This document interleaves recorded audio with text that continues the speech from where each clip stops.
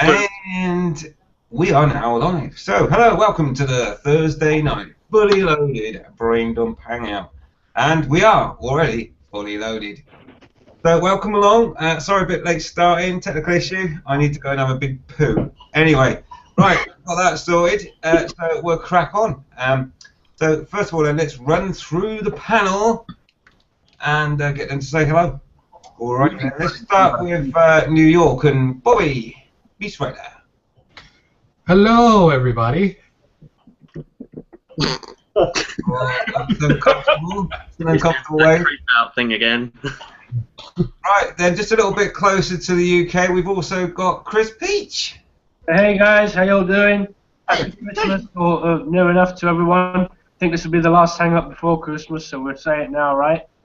Sorry in advance, I've got fucking full of cold tonight, so if you can't understand a damn word, tough. What did he say? What?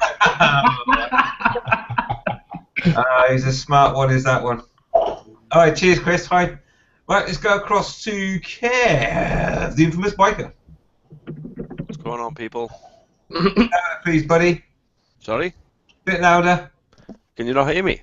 I can a little bit, just a bit louder. Just get the mic volume right.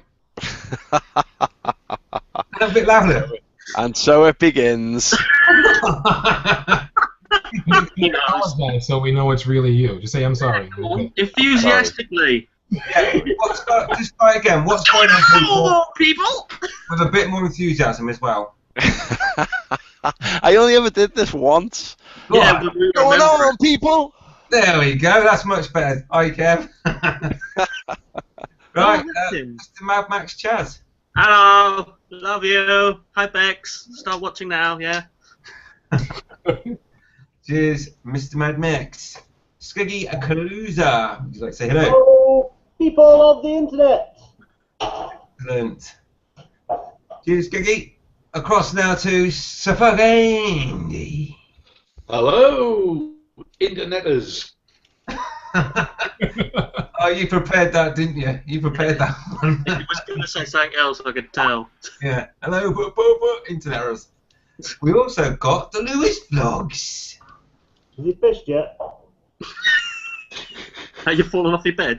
All right. Got no sound. That's even better. Just wave enthusiastically then. Kick him out if he's got no fucking sound. It's one word. There's no point in being here. syllable. Get out. Get out, let Richard in. Yeah, let Richard in.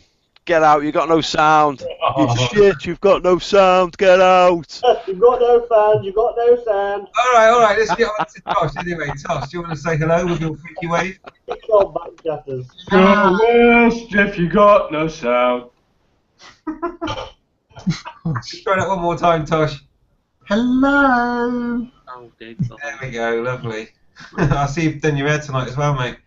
Yeah. It's the buffet look. I want to be Elvis. Yeah. Good luck with that. Yeah, Excellent. it's dead, mate. And also, we've got Who Am I UK #1, Dave. Hi, everybody. Oh, hi. Wow, it kind of looks like a painting. A painting?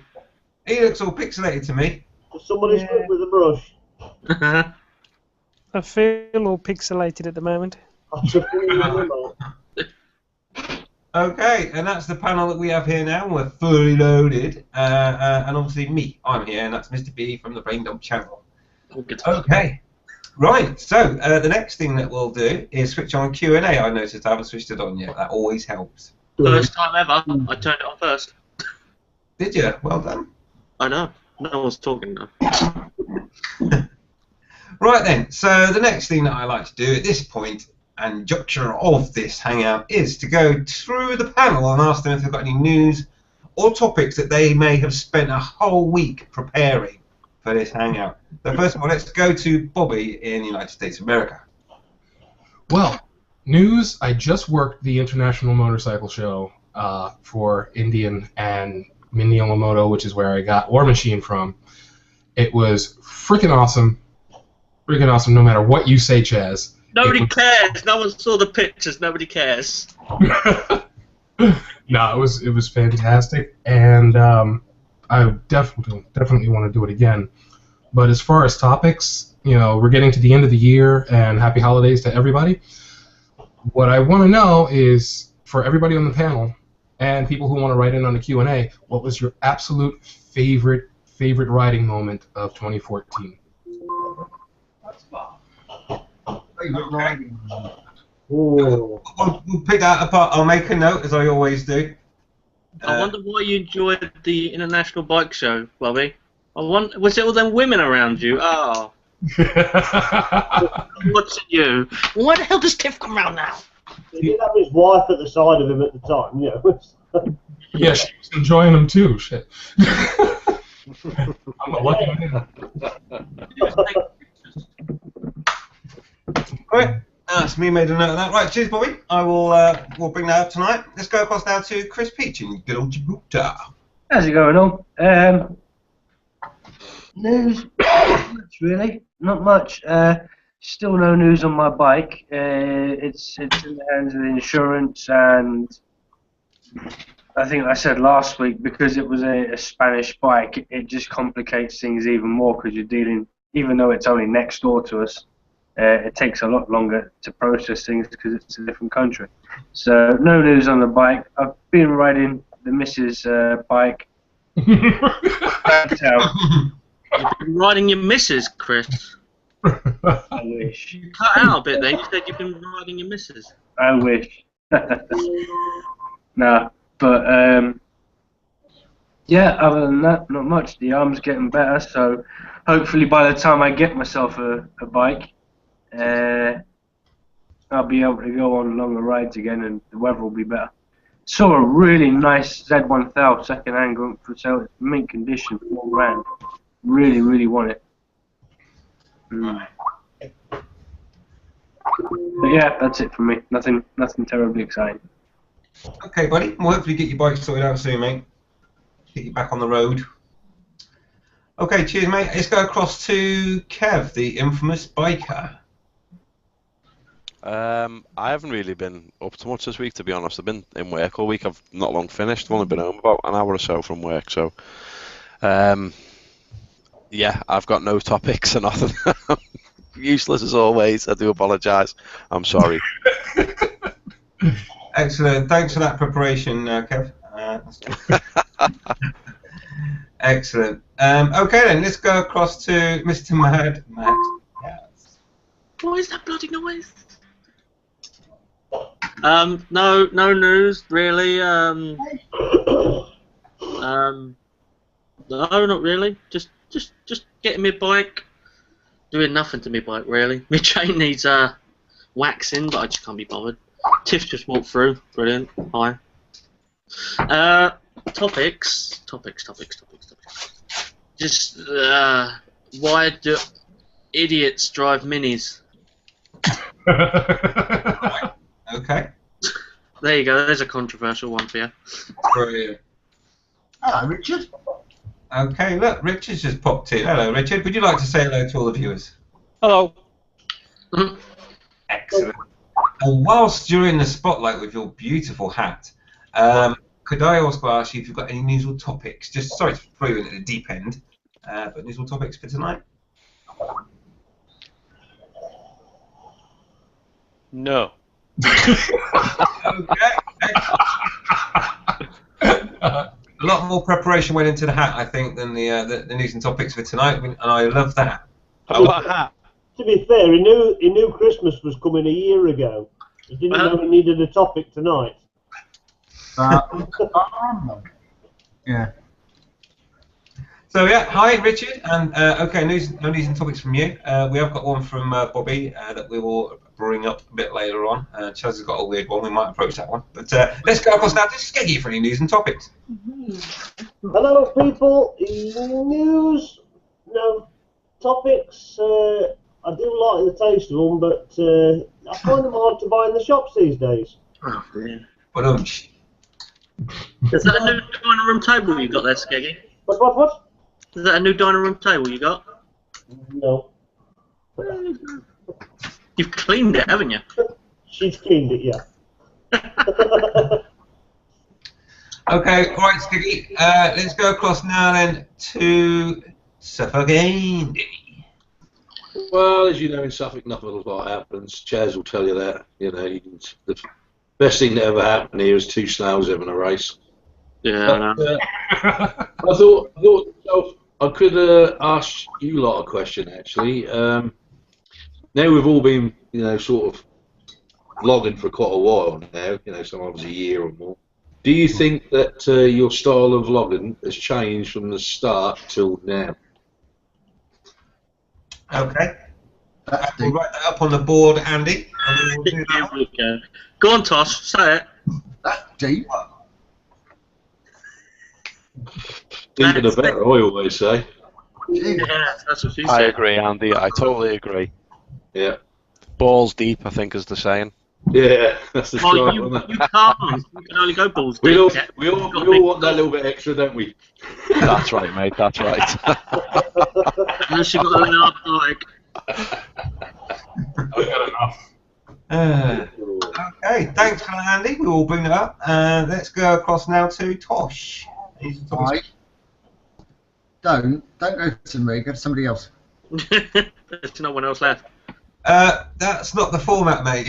I come to you, you say if you've got any news or topics, then we move on. News and topics. No. Okay. Oh, news, yes, no, I have got news. I'm getting a haircut. You'll get a cut. I'm going to get my hair cut. Brilliant. And you're all on speaker tonight, not headphones. Woo-hoo! So Mrs. Tosh can hear everything you say. Looking good, Excellent. looking Josh. And You hopefully must we'll be be- able to get a few more of those famous looks from her tonight as well. You must be the only person, Tosh, who goes onto speaker and the echoes go away. Yes. Mad, isn't He's it? going mental from Skype. Jesus Christ, that's Kev, innit? Kev, stop it! It's not mine. I've got a headset on, you fucking gobshite. Oh, my phone's going mental because someone's on Skype going, ha ha ha, lol, tee, lol. Just Chris and- Oh, right, yeah. I'm talking to Chris and Lewis. Oh, Yeah, don't talk to Lewis, don't encourage him. I like Lewis. Everyone thinks I'm bullying him. I don't know. I'm not bullying him. You want him to drink, say, falls face first off his bed again. You were bullying him. Face it, you were bullying him. You were. Not bully. I think you owe him an apology. I'm going to do another apology video tomorrow. Refer to this video, please. Yeah, an apology video. Right, let's go across to who am I UK number one for any news or topics, buddy? Hi everybody. Topics? No, I haven't got any topics. News? I haven't been on my bike for 2 weeks and I'm missing it now. No. Is it even still in for repair? No. You haven't managed to catch up on the videos yet. No, on the 8th I had a fall at work, and apparently it was a fit, and I didn't get out of hospital until the last Thursday. And I broke my skull, broke my shoulder, and now I'm just recouping. Oh, bloody hell, mate. Sorry to hear that. Fucking hell, that's awful. So, if it's a fit, is there a chance that you're going to get stricken off with your license and stuff? It all depends on whether or not later down the line it's recurring or it's just a one-off. You see, because of the other conditions that I've got, I've been changing medicines and things like that. So if it's medicine related, just a change in my medicines that I've had, then I won't get any more fits, and I'll be clear, and then I'll be being able to carry on. But it all depends on what the neurological people say. Urology. Yeah, the urologist, yeah. Yeah, yeah, I can't. I don't know why I can't say that today. Because my brain's gone. No worries, mate. Okay, well, I'm sorry to hear that happened, and hopefully you will get a speedy recovery, buddy. Yeah, I just watched your video just now, about 5 minutes before the hangout, David, and I was really, really sorry to see that, mate. Really sorry to see that. So, Yeah, I did the video. Yeah, one to inform people why I haven't made a video for 3 weeks, and the other one which was really just to say Merry Christmas to everybody. Even though bad things can happen to people, it doesn't mean that other people can't have a good Christmas and a Happy New Year. So that's what I'm trying to do, is just tell people Merry Christmas. Good one. Yeah. Absolutely. You'll be alright, mate. If Ozzy Osbourne can fall off his quad bike, you'll be alright. You fell off your quad bike, Skeggy. No. Excellent. Okay, and then that only leaves myself, Mr. B, for the news and topics. And news. News. Well, I've still not been able to make my broccoli challenge video, which is a bit. So I might have to just make it anyway and miss a piece of content that I wanted in it. That's why that's been delayed. And topics. I did have a topic, and it was thoughts on something called down training that happens around the CBT and instructors. Okay, so I wanted to bring that up. But we'll bring that up later, so that's my topic. And that's it, really. So I think what we'll do is quickly go to the Q&A and say hello to everyone that's been saying hello. I'm not going to do it in any particular order. I'll just go from the top as I see it. So Bex88 says hi. Hello, Bex. Hi, Max. Hi, Bex. How you doing? Wyvern Biker says, evening, chaps. Hi, Wyvern. Mate. Hello, mate. You never know, a spot might open up a bit later if you want to jump in. We are currently fully loaded. Lewis Vlog says, I'm being bullied. Bless him. And he also asks, has anyone received a Secret Santa yet? Yes and yes. Okay. For me and the missus, yes and yes. Excellent. I'd like to also say hello to Tiff, who seems to have joined us in the background there. Hi, Tiff. Hello. Fucking hell, she responded! I know, eh? Brilliant. Good luck. You feeling alright? She's not shy now, she's 21. She's sitting on my phone and Skype's going off. That's what must be happening. Basically, Chaz, she just likes me better than that. That's all. Oh, shut up with your towel. Okay. So let's quickly carry on with the hellos. We've got Weggy Zegdanar says, evening all, season's greetings. Hey, Weggy, how you doing, buddy? Hello, Eddie boy. Hi, Wiggy. Hello, sir.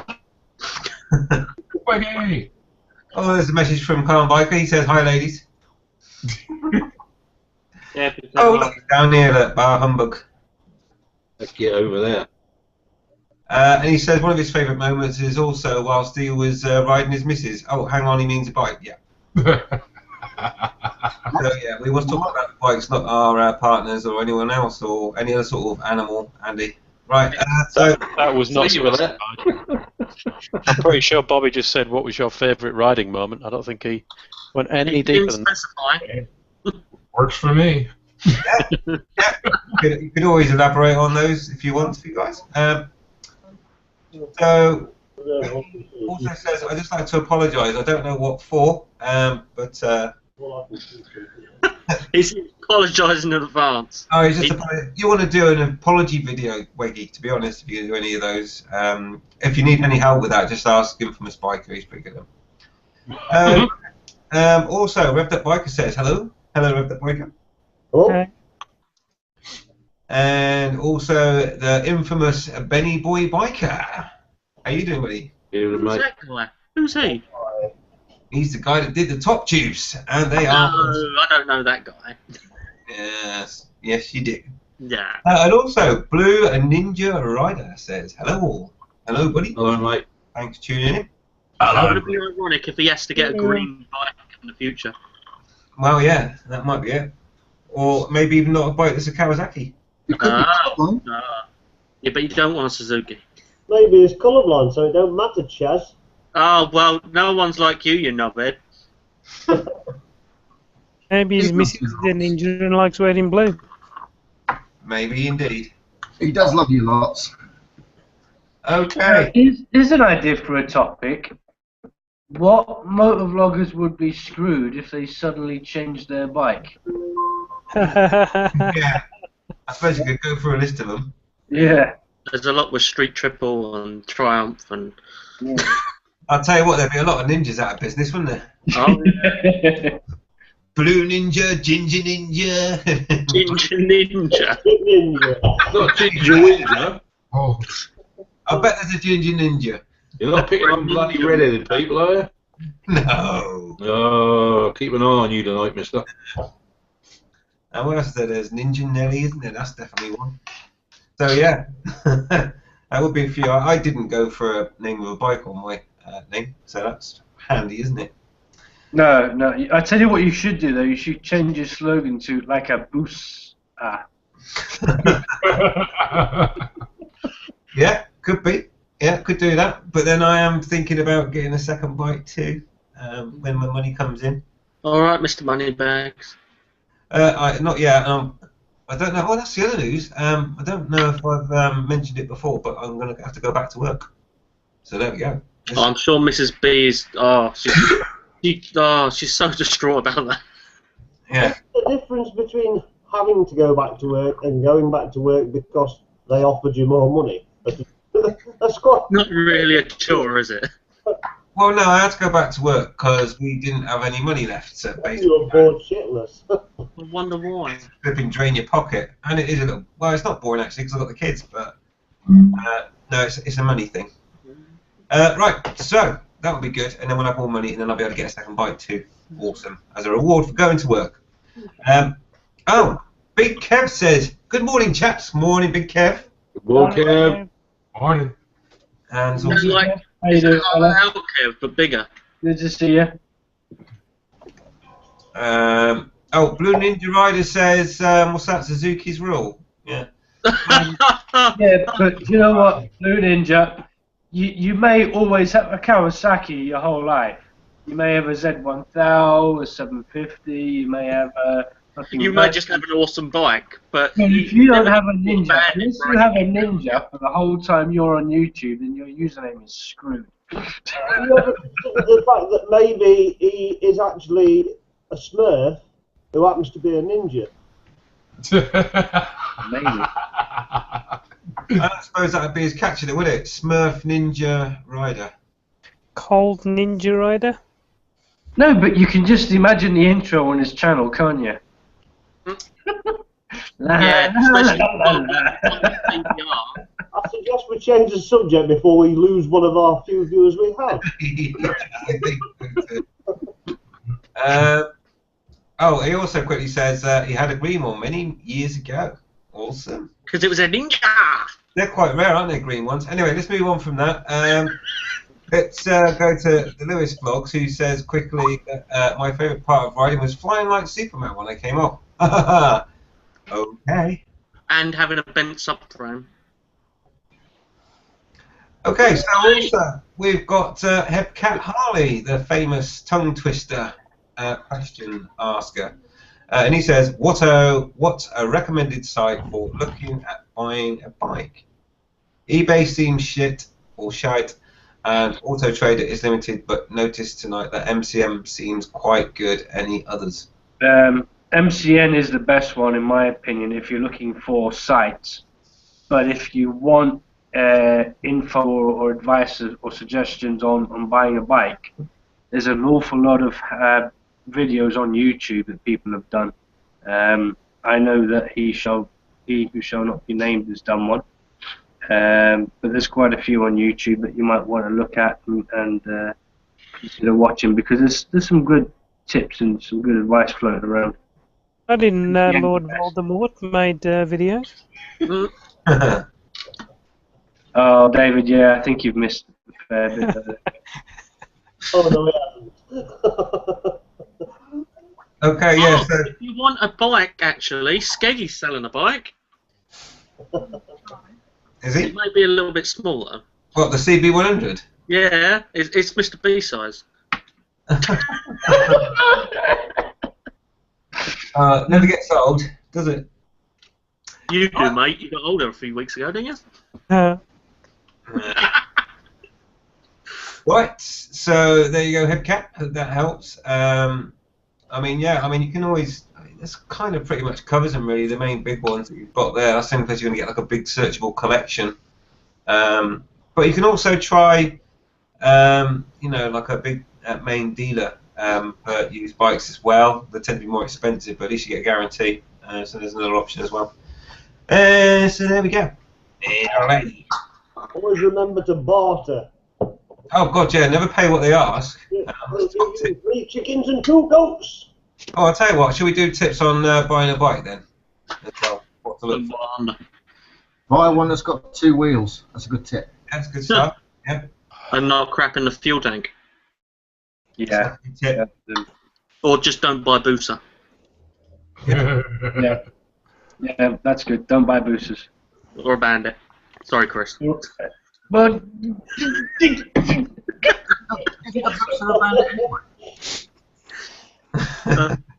want to make sure.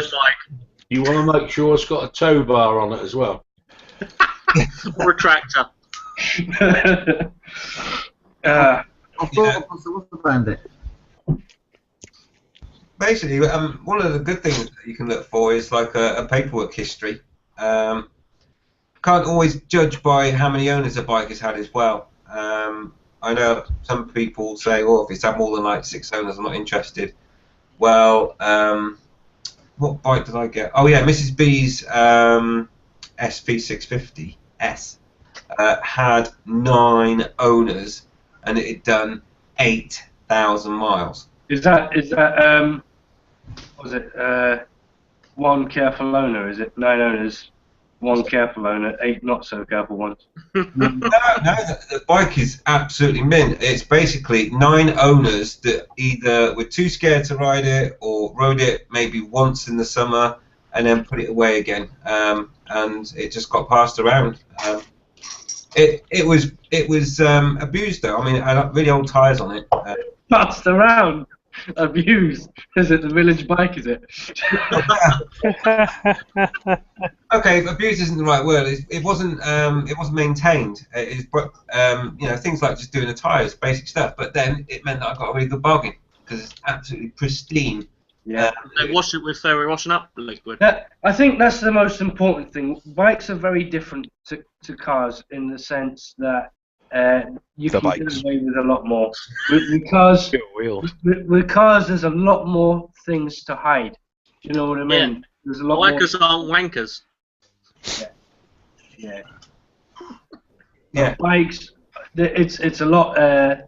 It's a lot easier to sort of look a bike over when you're thinking about buying it, and you look at the chain, you look at the tyres, you look at the general overall condition of the bike, and you know, and you can make a decision pretty much on the spot. Whereas with especially a modern car, it's a bit more difficult. Yeah. It's like looking at a bike in a box. Yeah, you can't see it because it's in the box. You're like, oh, it looks alright. I would say never buy a bike off eBay unless you know what you're doing. Go and see it first. I would buy a bike off of MCN. They seem quite reasonable, and you get normal people on MCN. Apart from that, I wouldn't definitely see the bike before I bought it. Definitely. Yeah. Another good tip is, of course, if you're not that confident about buying a bike, then ask someone who you know that is that you can take along with you and get their opinion on it as well. So, you know, that's what I would recommend. Don't take Skeggy with you though, because you'll feel like you've actually stolen the bike. To be fair, my Bandit was in very good condition before I bought it. Just don't buy a bike off me. I've got Kawasaki off the road, Bandits off the road. Yeah. His bike is dying because I've just not done anything to it. It's because you don't like scooters. That's the only reason. I would say there's nothing wrong with buying a bike off eBay. Just use your common sense. If you don't know anything about bikes, take somebody with you who does, and make sure you go and see it. Yeah. My bike was off eBay. Unless, of course, it's something you really want. Mm-hmm. Tiff's bikes, both of them have been off eBay, but you go and see them first, and then you go, well, it needs a bit of work, mate. You know, could you drop the price down and you'll get it cheaper? I think you've actually met the person, you can trust them. Build up a little relationship. No matter how much you know or where you're buying from, I think a used car, used bike, used anything, I think there's always a certain amount of risk to it, isn't there? You don't know everything about the bike, and you never are. Whenever I buy anything second hand, the first thing I do is take it to a garage and get it serviced, just to make sure I haven't got a lemon. I think, to be honest with you, mate, there's more risk in buying a new vehicle. I made the mistake of buying a brand new Ford Focus 1 year, and I lost, what, 25% of its value as soon as I left the showroom floor, and another 25% in the first year. 2 years later, I sold it for £4,000. It cost me 13. Yeah, you'll always lose plenty of money on a new vehicle, shall we say? But you get a warranty and all that, don't you? So there's less risk involved. Second-hand vehicles, I mean, like I say, if you look at the condition of it, fine. If you buy a banger or a piece of shit, whatever, then you can expect to have problems with it. But if you buy something like my Bandit was when I bought it, it was in tip-top condition. I knew the previous owner. I knew it had been garage kept. I knew that he'd barely used it. That the mileage in it was correct, and that and I knew that it had things that had to be done on it as well. I knew it needed new tyres, and I knew that it needed the brake fluid changing, which I did. So, I mean, taking it to a dealer and getting it checked out is all very well and good, but you can avoid buying a lemon if you look at the bike over thoroughly and give it a good old test ride. Exactly. Yeah, you can, but for all you know, yeah, giving it a good look over and stuff like that. But for all you know, the head gasket or something could be gone. Those kind of things you can't tell by giving it a look over. No, you give it a test ride and you check it over when you're pulled over away from the actual person's premises. Yeah, but all my point is though, you don't know the history of the bike. You don't know what's going to break 3 weeks down the line. With a new car or a new bike, at least you've got 2 years warranty usually on a bike. Actually, there is protection. There is a certain amount of buyer's protection there. Even when you buy it from a third party, when you buy it second hand, if they sell it to you and 2 weeks down the line the vehicle blows up, then you have got some amount of protection. You can go and challenge it. Yeah, but you won't get very far because everything you buy second hand is sold as seen, isn't it? Go to your ombudsman or the what are they called? Trading standards. Yes. Yeah, trading standards or something like that. You can't go to the trading standards. A private person can't trade. No, these days, Heather is right in what he says. I've sold cars privately and had people come back to me 2 years down the line when a steering rack decided to start leaking and it failed its MOT. And I'm like, and he tried to take me to court. And then he finally went to the garage, and the garage guy, the mechanic, says, no, he says, 2 years ago when you bought this, there's no way the seller could have possibly known that the steering rack was going to leak in 2 years' time. Yeah. But it is true. You've got a certain amount of rights that, even for us, the only way out of it is to sell it as sold as seen. Well, I've always been under the impression that if you buy something privately, it's always sold as seen. That's always the way, because you don't sign into any kind of contract. It's not sold with any kind of warranty when it's sold privately. No, there is a certain amount of protection there. There's a certain amount of. At the end of the day, it's a what they call a reasonable test. Would the previous owner, or could they reasonably or possibly have known that the bike was going to go tits up on you within a week of buying it? Because if someone sells you a lemon for £1,000, then do you know what I mean?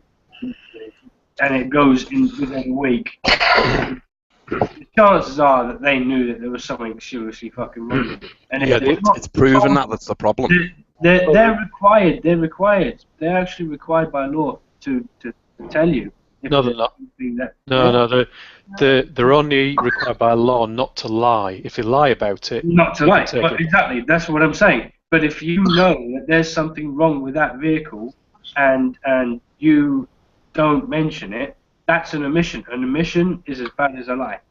No, not in the UK anyway. I've got the law up in front of me on the screen. The only things you have to do when selling it is accurately describe it. It gives an example. You can't say it's only had one owner if it's had more than one, and you're not allowed to misrepresent it. So if you are asked a question and you lie, but if it's don't ask, it's don't tell. Just take it for a test ride Wheelie it down the street. If it wheelies, it's fine. As long as the front wheel stays on. Oh, I can't Harley. And if you do buy a Hayabusa, for God's sake, don't take it to Tosh. No, No. Just don't buy one. End of. Well, I'm sure Mr. Beard would be in favour of that anyway, because if nobody buys one from now on, then they're just going to get scrapped, and therefore it makes his more valuable. Yeah, but he can't Because he only wants original parts on his. Yeah, he couldn't replace anything if it broke. Nah, I'll keep an eye on my bike. I wouldn't use second. Well, you buy new parts. So anyway, there you go. Right, so that helped you with their Hepcat Harley. He comes back and says, "Thank you very much." You're not. So we've got some other questions. Let's drill through a few of those, and then we'll go to Bobby's question that you raised. So Revved Up Biker says, "Is 1000cc too stupidly large for a first bike?" Anyone want to take that one? Okay. Yes. Wow. Yes. Shots fired. No, that's just a Harley. If it's a Harley, that's fine. Anything else, if it's a sports bike, that's It also depends on how big the person riding is, because a guy my size, I can't do a bike under 1000cc. I'll look like a freaking circus bear on a tricycle. I can't. I'm a huge guy. All right. Boast more. No, really, when I went to take the training classes out here, they had us on these Suzuki 250s, and I had to sit on the passenger seat to be able to be comfortable to ride the damn bike. No, see, that's a design thing. You're supposed to slide your ass back so you can get down more. Yeah. Really easier. Yeah. Next time you ride a 250, Bobby, can you video it so that we can have a laugh? Yeah. Probably, I reckon you need to have done your test on a 50cc scooter. That's what you should have had. We don't mention scooter. That's a dirty word. I want to see. I want to see Bobby riding a Honda Grom. That's what I want to see. Funky bike. Everyone's going You've mental. got to watch his last video, Andy.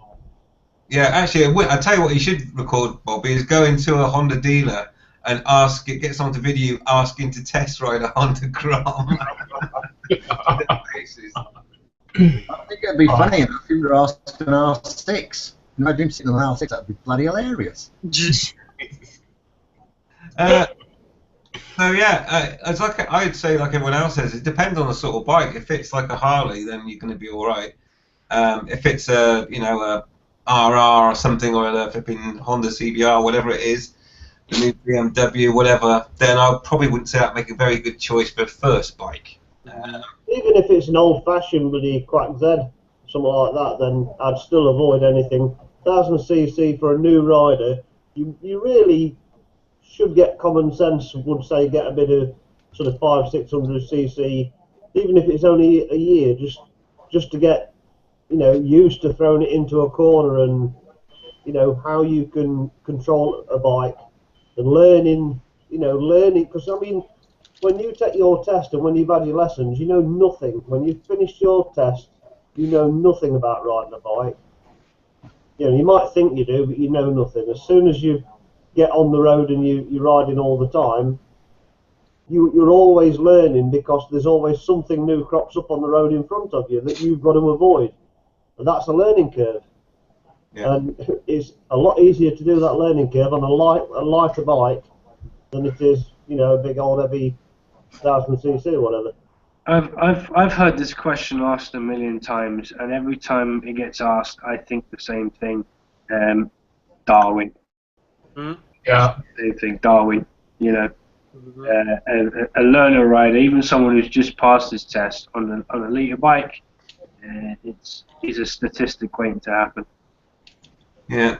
And it also depends on the rider as well. I mean, it depends why you're buying it. If you're buying it because all your mates have got bikes and you want to keep up, or you want to show off. If you're a woman, I don't know. I'd probably say, if that's the bike you really want, and that's the bike you want to gradually get up and occasionally use a little bit more power each and every time, and you be sensible with it, yeah, you can get a 1000cc bike, but just be cautious on it. Just be gentle. Work your way into it. Ride it, and then ride it harder and harder gradually, not instantly. Yeah, look at that, I can put a wheelie. Yeah. I'm an idiot. It's. I agree with you there, Chas. I think you should be able to get. It doesn't really matter what bike you get as a first bike, as long as you don't ride like a tool. Yeah, I mean, it's down to. I mean, you can kill yourself on a 600. You can kill yourself on a 200. Yeah, Don't I mean, I know know someone down the road. They had a Junlin chopper, sort of like a cruiser sort of thing, like Skeggies, but really small and Japanese and red, not black. And he passed his test, I imagine, and suddenly there was a Hayabusa outside the front of his door. And then, like 3 days later, it wasn't there. It wasn't nicked. He'd just thrown it down the road just because he just bought straight away 125. 1300, yeah, woof. And he was the sort of person that just twist the throttle and see how it goes. And that sort of person, no. But as Kev's saying, you know, just gradually build up your experience. If you're not stupid, then ride I the think bike. you've got to apply a certain amount of logic to it. Like, you know, if you're like 5'2" and 10 stone piss wet through, then don't go out and get a massive cruiser, you know. But in terms of the talking just purely the CC and the power of the bike, I think as long as you ride sensibly, you know, it just don't. Well. Yeah, but face it, how many people have just passed their test ride sensibly?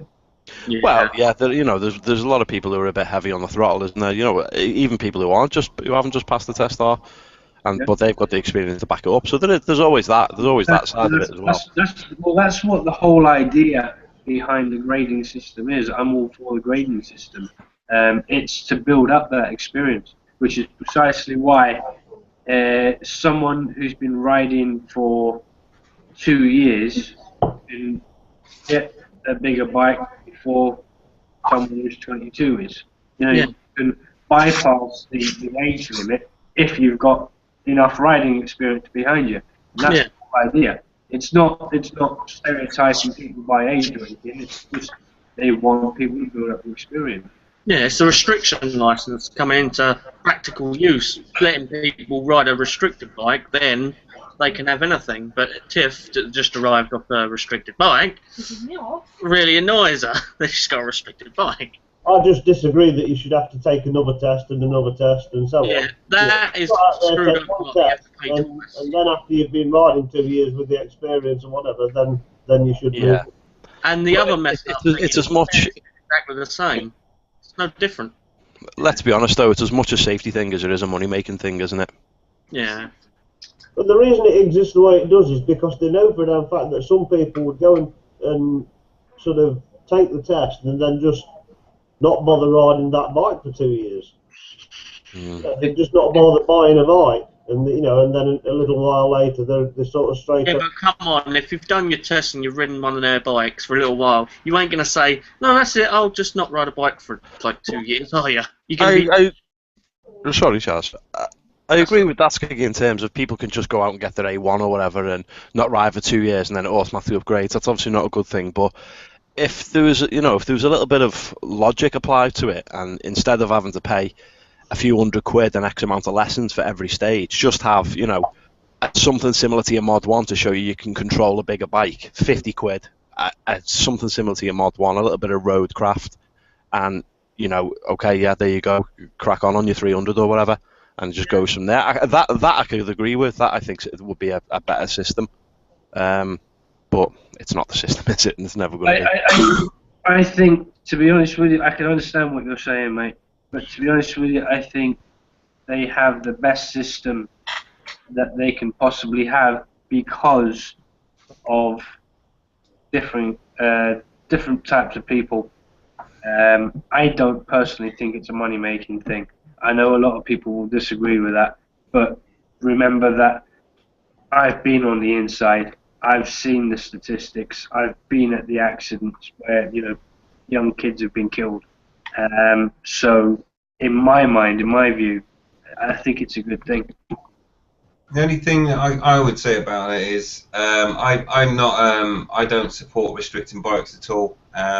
Firstly, and I think basically it's like a lot of other people said. It's about the rider. The throttle twists both ways, and you don't have to twist it right back. and there are the candidates that no one's mentioned yet. Is the people that have never ridden a bike before, who take early retirement at the age of say 50 or whatever, and think, right, I'm going to get a bike now. And they go out and get a bike, and then they're another one of those statistics where they haven't got the experience. They can get straight on a big bike, and if they don't seek proper training and guidance, then they'll become another one of those statistics. So it's all about the rider at the end of the day, is what everyone else has said. If you've got the common sense and you've got the non-Darwin in you, then you'll be fine anyway, no matter what bike you get on, because you'll just use that common sense that, if I've got a big bike, I'll take it steady, because obviously I don't know my limits and I don't know the bike's limits and all that. However, if you're just a complete buffoon who's probably not far on the scale of flipping normal human being, then you'll probably jump on a big bike and just open the throttle up and then go and die. Also, I'll tell you what though, you can also get the scenario where you see middle-aged blokes who passed the test when they were young, and they've been off bikes for donkey's years. They go out and buy a Fireblade. They either shit the pants because that's too much for them, because they weren't bikes like that around, and you see them in the garages, couple of thousand miles on them, up for sale because they shit themselves. Maybe them sort of blokes, or they get killed. You see a lot of middle-aged guys get killed on bikes, and they're returned to biking after many, many years. And maybe you could then say they could be a restriction. If you don't ride a bike for so many years, you can't ride one of these big bikes. Maybe something like that. Yeah, absolutely, Andy. Yeah, that's kind of the way I was going with the retired people. Not just taking the bike test for the first time, but like you said, with the people that did biking in their younger years, when we had like the Harley 250s and 350s, and in their day they were great bikes and they were pretty damn quick, especially if you souped them up. But in comparison to what you can get now, any of the Lita sports bikes are ridiculously so much more faster than that, and they're not the sort of bikes that you can just pull the throttle right back on, because depending on the bike, you'll either be sat on the road and done a wheelie, or you'll just get wheel spin. So you just have common sense about it. Simple as that, really. It depends on the rider, I think, is the answer to your question with that biker. But common sense would say that you should really not go anything bigger than a 650 to start with, just to get the feel of it and know it's for you before you get on a really big bike. You've also got to remember that most 1000cc motorbikes are heavier. You get a 600 and 1000. It's a lot heavier. If you're not used to just even using a bike, and I mean putting it on a stand or standing with it and all this sort of stuff, moving it around, you'll find that 1000cc, and if you're not a big guy, you're going to find that's going to be damn fucking awkward. So it's best to get craft on a smaller bike and how to handle a bike, then move up to a big bike. You've got plenty of time. If you're a youngster, you've got plenty of time. You've got 40, 50 years to ride a bike.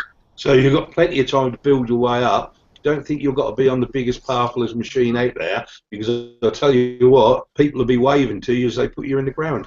Yep. Also, there's another thing that's really deceiving on some of the Lita sports bikes.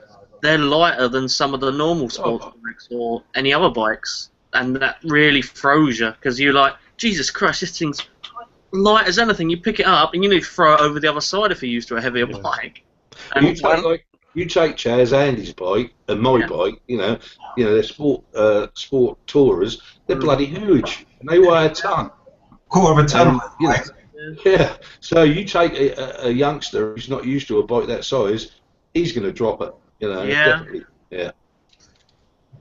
Yeah, absolutely. So thanks for that question with that biker. Quite a few more questions have come in, and we need to get on our panel topics quite quickly. So let me just quickly see what else I can pull out of Q&A. Big Kev says he's got to go. Wishes everybody a happy Christmas. Let's pull that one out. Yeah. All right, mate. See you, Big Kev. Have a good time. Yeah, mate. See you, Kev. Have a good Christmas, mate. Carry mission. Right, safe, right, invisible. Okay. Devon Mellon quickly said, LOL, can't bike Chinatown, police officer of the law, seen it all, ha ha ha. Yeah. There's a big difference between civil law and criminal law. Yeah, exactly. Now then, let's move on to Blue Ninja Rider, who says, buy a Kawasaki, other bikes are available, I personally won't be buying a Kawasaki anytime soon. So, I don't want to go to Lewis Vlog's question. We'll come back on that later, which is about how comes a 17-year-old can get in a fast car. Well, that's a different subject, but we'll pick up later. Cars are for gay people. Yeah. Bex88 says, Kev, how much does your garage charge you for a service on your bikes? About 160 quid for a full service, 180 quid, something like that. I've got a gift certificate for anyone those lings. Sorry? I've got a gift certificate if anyone uses lings. I say, is that a dealership, Kev? Yeah, it's the dealership where I got the shiver from, but I know them now. I've been going to them, like, all year. I take them everything to do the shiver, and they're good guys. They're good blokes. Good price actually for a dealer. Yeah, that's a full service as well. All the fluids changed and the new air filter and all that kind of stuff. Like, that's a full service. So, I mean, when I took the shiver there for its second service a couple of months ago, I know I don't know what it's like on your bikes, but the second service on the shiver, it's only like a check just to make sure everything's bedded in okay and stuff, and all the fluids are topped up, and they only charge me 25 quid for that. Mhm. So they do look after you.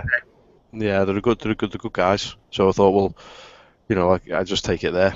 Yeah, I mean, usually when you buy the bike from a dealer like that, they usually give you the first service free, and the second service they only charge you parts. Mm-hmm. It depends on what bike as well. All this back and forth, all the back and forth with it ticking over and all that kind of stuff, and them having to do bits and bobs to it. They've never even attempted, never even said, "Oh, this might not be covered by the warranty." It's never even been questioned. They've just got on with it and done it. Yeah. So, all of that will be naturally under warranty. Yeah, so they're good guys. Excellent. That is a good price, to be fair. I'll give you a service specs. I mean your bike. My only problem is with when they said they're doing a full fluid service. Was some include the brake fluid and clutch fluid, and some don't. And sometimes I mean, myself, I've always done it myself. But when you come away from them places, assuming that all the fluids have been changed, and then they find out that you've got brake fade or something like that because you've got a bit of moisture in your fluid. And it's like, well, they've been done. But you find out, oh no, that's not included in our fluid changes. We only do the main fluids. Yeah. I mean, you've almost got to ask, haven't you? I would have classed it as a pretty main fluid, you know what I mean? It's sort of there to save your life more than anything else. Yeah, but then they'd argue, oh, what do you think, we're going to change your petrol as well? Yeah, if it's knackered. Yeah, if there's none left, you should really top it up. Yeah. So asking it when it comes to stuff like that, ask me exactly what you're going to get for your money. That way, if something isn't done that's on the list, then you can have them. Okay. So yeah, it's a good price though, Kev. So thanks for that question, Bex88. Quickly, Bluest Vlog says a friend of Brit Ninja and mine had a 2007 busser. He crashed it due to a lack of experience on his part.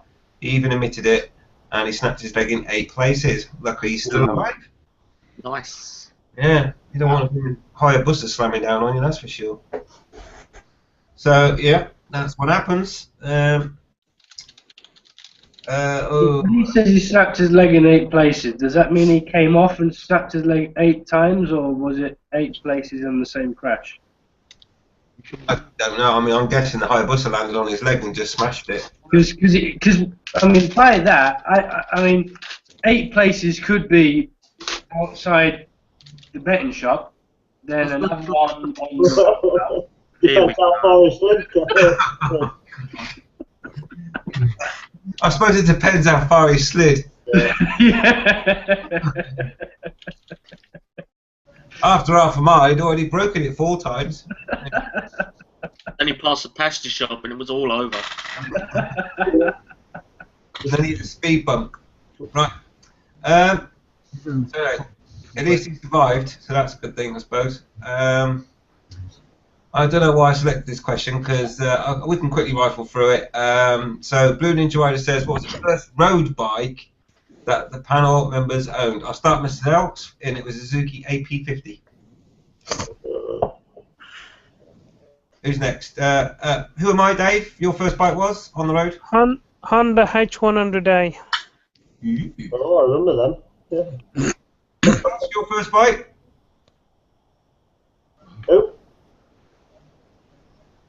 Who are you asking? Your first bike, mate. Sorry, did we wake you up? Who? Who are you asking? Gosh. Me. Yes, Oh. you. I was awake. My first bike was 5-speed when extracted. It was a what? What? 5-speed one extracted.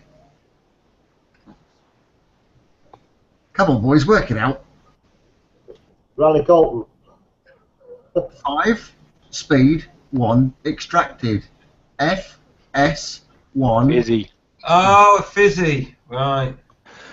It's like a skinny P50 lower, basically. Yeah. I've got a bloody panel of bikers on here that don't even know what the fizzy standard for. I can't spell. No, I've never heard that before, but then I wasn't a fan of the physics. I was a P50 crew. Right. Anyway, Tosh, yeah, fizzy, nice one. Yamaha, of course. And something Andy, what was your first bike, buddy? My first bike, and I passed my test on it, was a Lambretta 200. Bike. Did it have a foxtail on it? Yeah. First bike I ever had. In my day, that was all scooters. So I had a Lambretta 200. I passed me. The question was, though, what was the first road bike? Oh, it was a road bike. No, it ain't. So you like the first proper motorbike? This is sort of, they're made out of plastic, they go round in circles. Lambrettas are aluminium. Get on it, it's unfair. I had my first. 4-year-old on in the summer. Okay, my first proper bike was a Suzuki 500. Oh, nice. What, GS? One of the, yeah, I can't remember that so long ago, but that was one of the inline fours. Yeah, very nice bike. Blue and white Suzuki GS.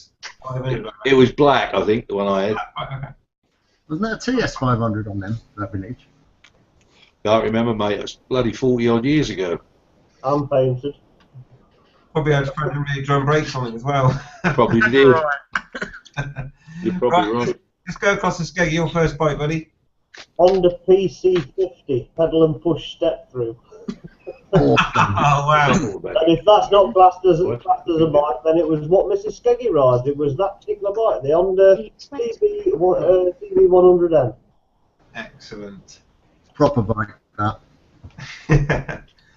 Richard, I think we know the answer, most of us do, but your very first bike, buddy. Yamaha XJ6F. Here we go. Excellent. Thank you. Both on the right size for a first bike, if I don't mind saying, Richard. Yeah, it probably was, but I got kind of bored with it not being fast enough after a couple of months. So I would have liked something quicker. I mean, that's back to the 1000cc conversation, isn't it? But yeah. You'll get there. I'm sure you'll have a litre bike by the end of next year. I reckon it's a good possibility. Yeah. No, actually, you've got a date, haven't you? Maybe even more than one. I'm trying to convince the neighbour to let me have a go on his ZZR 1400. Yeah. Don't do that, it'll beat a booster. Yeah, no, do that. Get one and then go to the Bulldog Bash next year. We can go to it together. No, I'm saving up for the H2C. Keep saving.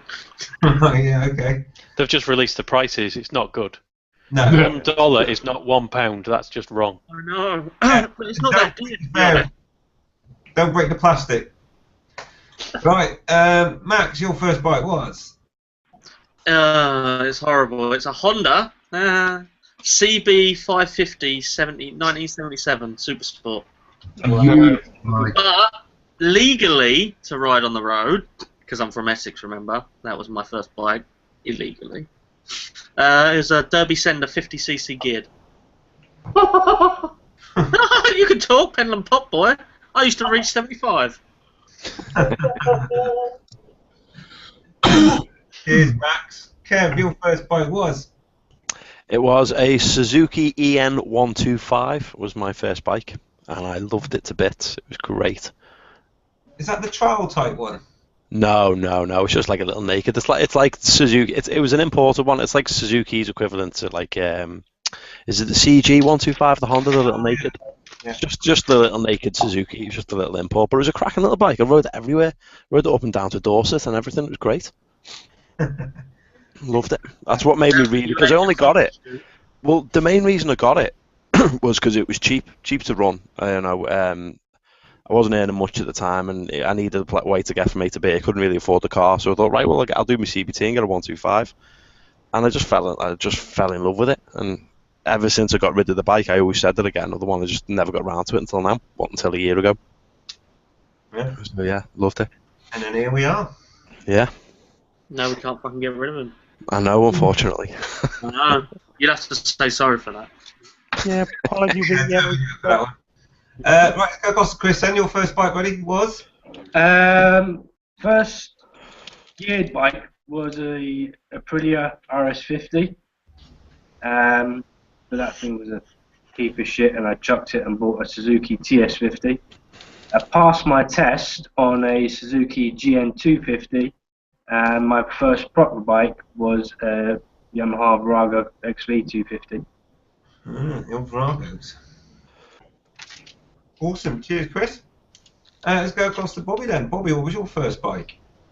Well, my uncle bought a bike on my birthday the year after I was born, and he ended up giving it to me, and it was a 1977 FSX Harley Lowrider.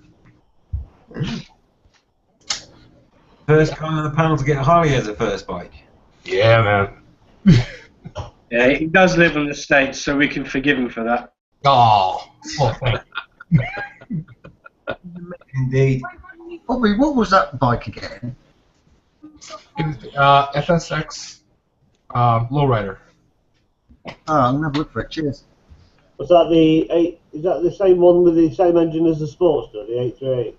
I think so. In 77, I believe so. You know, I can look it up. See? What you do? Okay. Oh yeah, and Tiff, what was your first bike? Talk. No. Oh, it was a Sachs XTC 125. There's Vicky. Sachs XTC 125. Oh, and of course, yeah. Talking of Vicky, it was an SR 125. Well, she did have a higher buzzer at one point, but she sold it. But She yeah, won the Darwin theory. no, it's called so no. after you found that the colour wasn't the same as what it starts, you know. It wasn't all stock. He couldn't handle it. That's what killed it off. Was it was originally a red one, so that kind of was a nail in the coffin. Plus the fact that we had no money, so it had to go anyway. But anyway. Yeah, but, you know, think about it. If she'd have kept hold of that bike, you could have had the panels off of it when you dropped it in. Kick him now. Just kick him. Has anybody seen Bobby's bike? His first bike? Jesus, it must weigh half a ton. Yeah, it was a 600-pound bike. It's a gorgeous bike. It had a 1200 in it, so I'm trying to see if it had the same thing as the Sportster, but I can't find it for some reason. I can't find the Sportster from that year. Okay, good stuff. Right, well, thank you very much for those responses, and thank you for the question, Blue Ninja Rider. I must crack on. So, let's see where to go from there on the old Q&A. Blue Ninja Rider quickly says to Tosh, what colour's your fizzy? I bet it was red. It was purple. Yeah. It's even worse. No wonder you turned out how you did. Yeah. Bit camp. Hey, Tosh, did it have mirrors on it? Yeah. Oh, well, that's okay then. It had pedals as well. Upset Kev. It had pedals as well. Oh Yeah, god. mine had pedals. They went away. I think it's called a push bike. No. Hey, did you, Tosh? Just quickly on the old. Did you ever actually pedal yours at any point? No. No, mine were always in the look forward position. Never had to pedal it. Yeah, you always take the rear pedal, put it 190 degrees, and you've got front plate. Yeah, that's it. Yeah. Weird things, but oh, what great fun. Anyway, those were the days. Right. Oh, blimey, these questions are coming in good, thick, and fast. I'm like, oh. Oh, that's what she said. Yeah, we know. Let's quickly go to Mr. Husey. I think that is. And he says, just a quick question. I passed my theory test today and was wondering how many lessons is recommended before taking all one. However many you need. Mm-hmm. Until you That's what feel. you talk to your instructor about. The instructor is there to help you. He's not there to take your money. And so talk to your instructor and just take the lessons that you need. I'd say at least 15. Well, you have yours Are in you an 10-minute instructor? lessons. Well, no, if you're thinking about it, you're looking at 3 days DAS, and then you're looking at 5 hours on a bike. So 5, 10, 15. At least 15 hours on a bike. Yeah, but you don't have to take 1 hour lessons. I took 2 hour lessons. I had Yeah, you 18 can- months well, on the road before I took my Part 2. For the Mod 1, it's really just about knowing the bike and having control of it, isn't it? It's not anything to do with being on the road. So really, as long as you're happy on the bike you'll be doing your Mod 1 on, you should be fine. As long as you can do all your manoeuvres. Yeah. But as Dave says, your instructor will tell you when you're ready. I'm doing Unless he's an arsehole and he likes money. Never did a mod 1, so I wouldn't know. Practice in a car park. Practice controlling the bike. That's the main thing, is being able to control the bike. Once you can control the bike, you can put that to the back of your mind and concentrate on what you're trying to do to pass your test. Yep. I did a lot of that. Side stand, you can do anything. I did a lot of that. I did a lot of practicing in the car park with the braking to get the emergency stop right, so you don't, grab your brakes too much or anything. Yeah. And you don't That's slide. what me and my mate Dave did that when he was learning. He was a bit nervous about his Mod 1. He thought he needed a little bit extra. I mean, he was good. He was a good rider anyway, but he thought he needed a bit extra. So me and him went up to a local car park, and I know it's not very good, but we went up to a local car park and had a little go on the ZZR, a little bit of a practice, and it did in the world of good. He said, just practice as much as you can.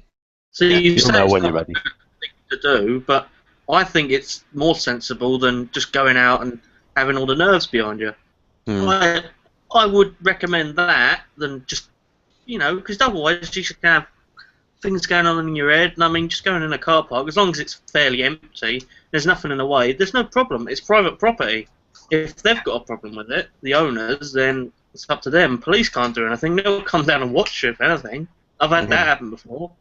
Oh yeah, we were safe. We were over in the far corner. It was all empty, and we made sure we were all safe, and obviously had all his gear on and stuff like that. So. Oh yeah. Yeah. I've had police sit there and watch me, like teaching people how to ride a bike or letting people get the hang of it a little bit. As long as they're not going stupid, which they don't, they just want to learn. And Well, nothing- that's it. That's exactly it. Yeah, he just wanted to get his confidence up a bit, and Yeah. I mean, Tiff's been in the car park at work, riding the phaser before it was hers and before it was restricted. I had cones set out so she could do the swerve manoeuvres and all that sort of stuff. And she realised that she had to use the clutch more than the throttle. Yeah, that's right. And I did that very same thing with Mrs. B in that car park where we just did intensive clutch control stuff, slow manoeuvres. Because once you nail it, and then you can forget about that stuff. Do you not have a less potholed, less gravelly car park any closer to you? Finding non-public places that are out of the way is quite difficult. So it was fine anyway. She did fine. So that's the training ground that we use anyway. Not good avoidance. Just one thing to add to that. I thought I'd do a quick search just to check. So I remember seeing a program where it was some Herbert, what would you call him? Boy racer in a car park doing donuts. Oh. And the police had him. And they had him for reckless driving. And so I thought I'd best just look this up. And it says to drive in a supermarket car park, you need a license, insurance, and MOT. So because even though it's private land, it's classed as a public place. Yeah, it's basically anywhere where the public have access on payment or otherwise. So presumably you could get done for driving or riding without insurance. You could. Yes, but I mean, if you're with an instructor or someone's showing you how to ride, and you've gone out of your way to go to a secluded area where you're not going to bother anyone, then they shouldn't really give you too much hassle. To give an example of that, that same law applies here, right? There's a car park up at my favourite spot on the rock up by the lighthouse. There's a public car park there. And in the summer last year, I saw there was a group of kids on these little mini, like little mini bikes, plastic. But they were with someone. They were part of a club. And he's put cones out, and you got these 6, 7-year-old kids taking these mini bikes, doing things with these little bikes, things that are incredible, absolutely brilliant, considering the age of the kids. Now they're not legal on the roads here because there've been so many accidents with them, and you know, no one ever gave them any trouble because it was an organised sport.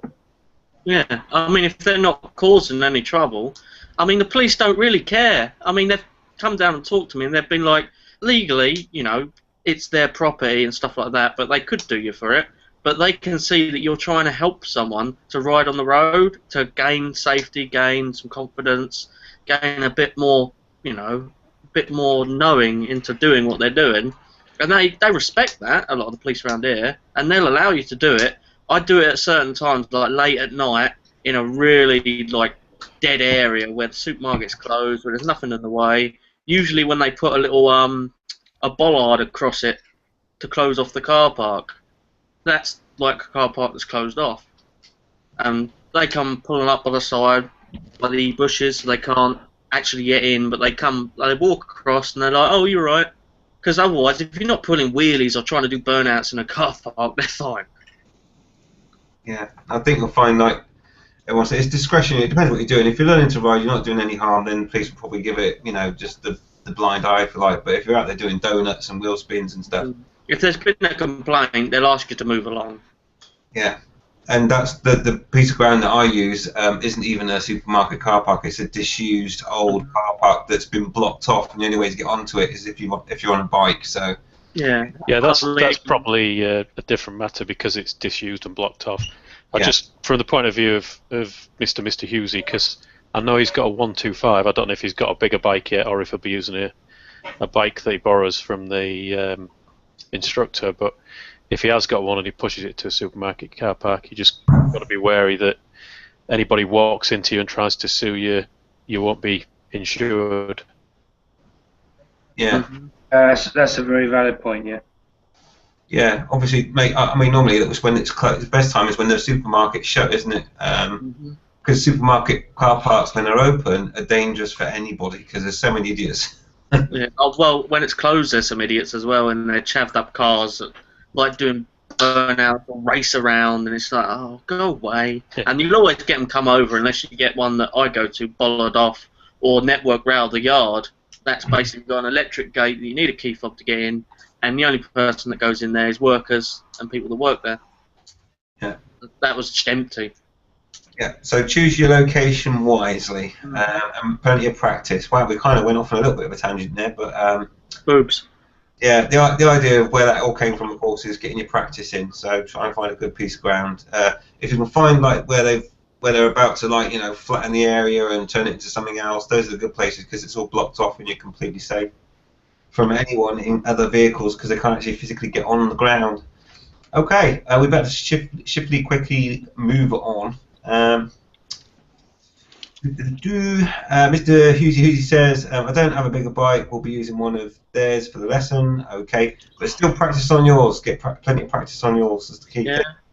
We used to take it as a group, going out, big group of 3, go around, practice things that we didn't feel comfortable with, like roundabouts and double lane roundabouts and like stop sections, stuff like that. You just practice in a group, you stop, pull over and say, well, you did that a bit iffy, and then, you know, it's all constructive criticism. Yeah. And quickly going back to the fizzy discussion, Blue Ninja Rider also had a purple fizzy, so awesome stuff. Wiggy says his first bike was an NSU Quickly 2. I remember that. Wow. Which was a 2-speed hand gear change, and it was in racing green. You mean it was in green? Yeah, racing green. He also follows up and says he passed his test on a 250, moved to a 400J, and then got a GPZ 550. Oh, I remember that. Then up to a CB 754, and then after a period of 3 years, bought my first of many Litre Plus bikes. thought that was a good progressive move up in size and power. Yeah, I would agree with that, buddy. Excellent. Except for that CB 750. Oh, 754, they're a beast, they're gorgeous. Big logo. I went from a GPZ 305 to a Triumph 900 Sprint. Nice. Is the 305 the one with belt drive? Sorry? The GPZ 305s, they're the ones with a belt drive. Yeah. Why the one exhaust? It's the one that I've given to me mate to do up so we can get on the bikes as well. Good little bike to learn on. Yeah, they are. They're really light and nimble and easy to throw around. Good little bikes then. You don't see them very often now. Not now because they're old. But yeah. Bandits Yeah, are good little bikes for throwing around, and they slide down hills like fucking brilliant. Yeah, they're good to throw. Literally, just I don't want it anymore. And the wheels collapse easy as well, which is handy. Yeah, it is. They fold up. Amazing stories. They sell them in Toys R Us. Put it in your boot as a commuter bike. Yeah. that's what it is. It's a flat pack bike. Yeah. Yeah, that's it. That's An IKEA bike. I didn't say that, but I forgot what the company were called. IKEA. Right. So, Benny Boy says, I think I've covered everything else off. It's just, yeah, Benny Boy says, and then we will go to Bobby's question after this question. So, Lewis, I'll leave those two there for a minute. He says, and that is Benny Boy Biker, what is the panel's view on quad bikes? The road legal ones, I have seen a few recently, but I can't imagine you get the same thrill as two wheels. I think this will be quite a quick conversation, but anyone want to say anything before I do about quad bikes? Shit. Quick on acceleration, poor to turn. No need for a helmet, which means there are idiots that ride them. It's alright for a disabled person, like a trike, but for anyone else, get a brain, either get a car or a bike. Or farmers.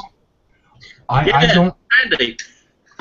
Yeah, I don't like to generalize, but I will tell you, I think they were designed for complete assholes. Are you calling Ozzy Osbourne a complete what was it? Geggy's calling you an arsehole. Well, it fell off this. Does not mean that everybody who rides one is an asshole, but everyone that I've seen around here, and of course it's New York, that rides one on the street has ridden like an asshole. And 5 times, I'm not even joking, 5 times I've seen them run into back of cars, run into the back of each other.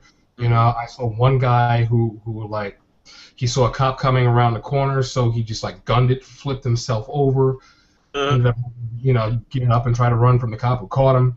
I mean, it's just, they're retarded. If you have a lot of land that you can use them on, you know, and you're out in the country somewhere, bumpy roads, whatever, enjoy it. That's fine. That's cool. Get them off the street and stop riding them like fucktards. Yeah. The funniest thing is, as well, is they're completely different to driving a car and riding a bike. You have to lean the opposite way. They're actually illegal here. At one point, you used to be able to have them, but what they did was they didn't know how to classify them. They're not cars because they're bike motors and they've got handlebars, and they're not surrounded by a cage, which is part of the definition of a motor vehicle. But then they're not bikes because they've got 4 wheels and you don't need a helmet. So they didn't know how to classify them. So what they did was they just put a blanket ban on them and said, right, you cannot import them onto the rock. There was only 2 here to begin with, and now those 2 have fallen into a state of disrepair because they couldn't use them on the road. So they've kind of fixed that problem.